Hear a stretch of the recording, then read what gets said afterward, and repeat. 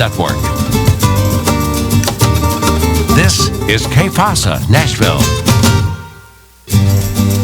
Bienvenidos and welcome to Pasa, Nashville. My name is Cristina Allen and thank you for joining our annual traditional holiday show.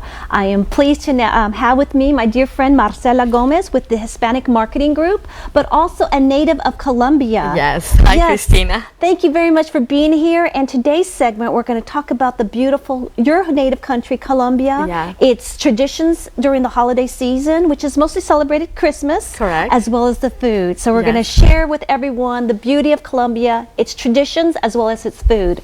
First of all, let's give me a little bit of where Colombia is and a little bit about your country before we get started on the holiday segment. Sure, Cristina, thank you. So obviously I love talking about my country. I was born in Bogota, Colombia. So Colombia is in the northwest side of South America. So we're connected with Panama and we're connected with Venezuela, and then we have Brazil and Peru and Ecuador on the south. And we are the only country in South America that has a coast on the Pacific Ocean and on the Caribbean Ocean. So it has all kinds of climates and all different kinds of food and different traditions as well. Also, the mountain range comes into Colombia all the way from Argentina, and then when it comes into our country, it divides in 3 different mountain ranges. So it's a beautiful country, and of course, all of that lends itself to have all kinds of delicious foods. We are the grows of coffee, flowers. We have 200 different types of potatoes also that grow in Colombia. So the diversity of Colombia is absolutely beautiful. And I understand that you're one of the top growers of roses, exporter of roses. Yes. I did not know that. Yes. Recently I found that out. Yes. So actually the majority, I probably can say that 90% of the roses that we get in the U.S. for Valentine's Day come from Colombia. See, that's a really great statistic. But you're also one of the 3rd largest economy in South America. Correct. Behind Brazil and Mexico, Yes. which is pretty significant. Yeah. And I think more than anything, you are the 3rd largest oil producer in South America, which is pretty huge because of our dependency on oil. Absolutely, so absolutely. we have a good relationship with yes, you guys, absolutely. Well, and we also, bring you a lot of coffee. Yes. And then we have obviously the flowers, like I mentioned before, and the oil. We have salt mines also in the north part of Colombia. So there's a lot of things that, because of the variety of the terrain, of the different climates as well, then you can grow almost anything in Colombia. And from my understanding, about 47 million people that live there. Yeah. Majority of them are Christian Catholic. Catholics, yes. So being Latino, common Yes. language, Spanish. Spanish, I know in yes. some Latin countries there's other languages, but Spanish. So, and what brought you to Nashville? Oh my goodness, I came to Nashville about 20 years ago, and I actually was looking, I actually grew up in Colombia and then half in the US as well. I went to high school in Charlotte, North Carolina, and my mother's side of the family, when she was 14 years old, they moved from Bogota, Colombia to Atlanta, Georgia. And that was in 1959. So my entire family on my mother's side has been here in the US since then. And so when I grew up in Colombia and was born there, we would come and go back and forth between the US and Colombia. And then finally we moved here, and I moved to Nashville about 20 years ago, like I said before. And I came here to raise my son. I had become a single mother after a divorce, and I wanted to raise my son in a smaller US city.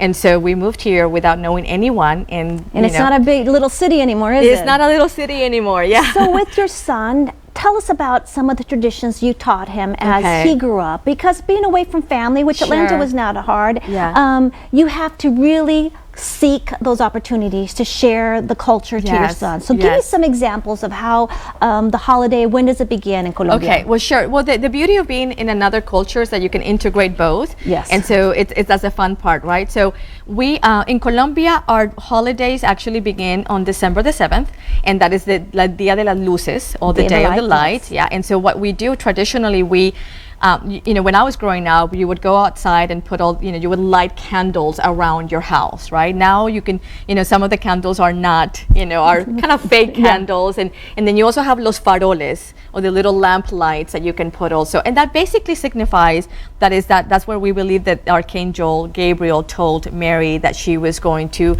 conceive a child by the Holy Spirit. So that's the beginning of the holiday tradition, or the Christmas tradition for us. So to show the pathway, the light that yeah, it was just, well, it was mostly because obviously the light, Jesus is the light of the world. So it was us, doing that, understanding that the light of the world was coming into incarnate.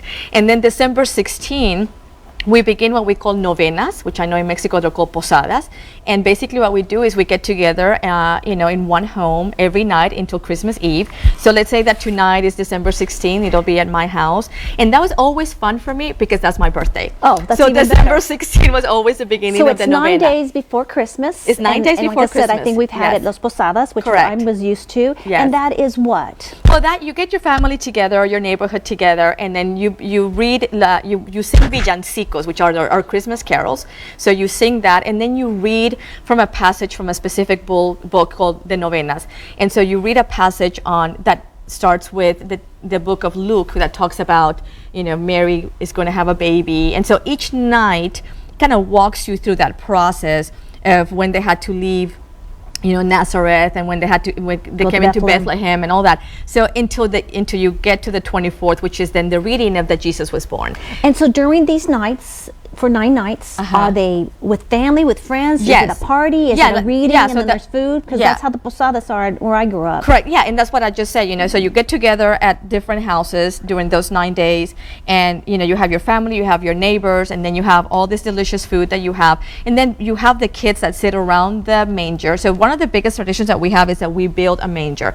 We may not build a Christmas tree, but we build a manger. Okay, we're going to take a quick break, Marcela. Okay. And we're going to talk about Colombia and the traditions of Christmas and the holiday, but we're going to come and talk about the nativity scene and how big of a significant role that plays. We'll be right back with Que Pasa Nashville.